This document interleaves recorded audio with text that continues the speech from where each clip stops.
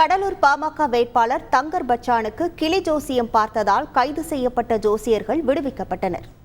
கடலூர் அருகே தென்னம்பாக்கம் பகுதியில் வாக்கு சேகரிப்பில் ஈடுபட்ட தங்கர் பச்சான் அந்த பகுதியில் உள்ள கிளி ஜோசியம் பார்த்து கொண்டிருந்த நபரிடம் ஜோசியம் பார்த்தார்.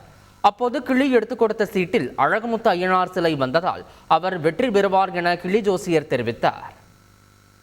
இந்த உலகத்தில் ஒரு பேரும் வாழ வேண்டும், இந்த அழகர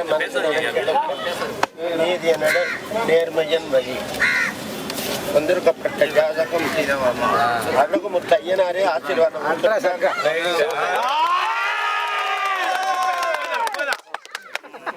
ஐயனார் ஆசீர்வாதம்.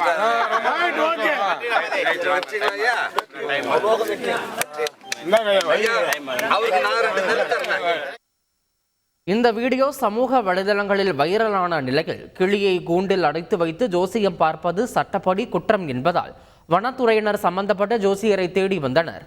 இந்த நிலையில் தென்னம்பாக்கம் கோவில் அருகே ஜோசியம் பார்த்து கொண்டிருந்த 2 கிளி ஜோசியர்களை கைது செய்த வனத்துறையினர் அவர்கள் வைத்திருந்த 4 கிளிகளையும் பறிமுதல் செய்தனர்.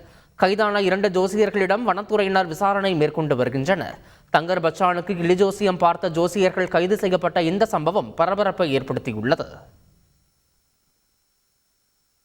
இதனிடையே கிளி ஜோசியர்கள் கைதுக்கு கண்டனம் தெரிவித்த பாமக தலைவர் அன்புமணி ராமதாஸ் கடலூரில் தங்கர் பச்சான் வெற்றி பெறுவார் என கூறியதாலேயே ஜோசியர் கைது செய்யப்பட்டதாகவும் திமுக அரசின் இந்த பழிவாங்கும் நடவடிக்கைக்கு வரும் தேர்தலில் மக்கள் பாடம் புகட்டுவார்கள் எனவும் விமர்சித்தார். இவ்வாறு கிளி ஜோசியர்கள் கைது செய்யப்பட்டதற்கு கடும் எதிர்ப்புகள் கிளம்பிய நிலையில் கைதான ஜோசியர்கள் இருவரையும் வனத்துறையினர் எச்சரித்து விடுவித்தனர். வனத்துறை சட்டப்படி கிளிகளை கூண்டிற்குள் அடைத்து வைப்பது குற்றம் என்பதால் ஜோசியர்கள் இருவரும் கைது செய்யப்பட்டதும் பின்னர் அவர்களிடம் இருந்து 4 கிளிகளை மட்டும் பறிமுதல் செய்து இருவரையும் வனத்துறையினர் எச்சரித்து விடுவித்த இந்த சம்பவம் தமிழகத்தில் பெரும் பேசுபொருளாகி இருந்தது குறிப்பிடத்தக்கது.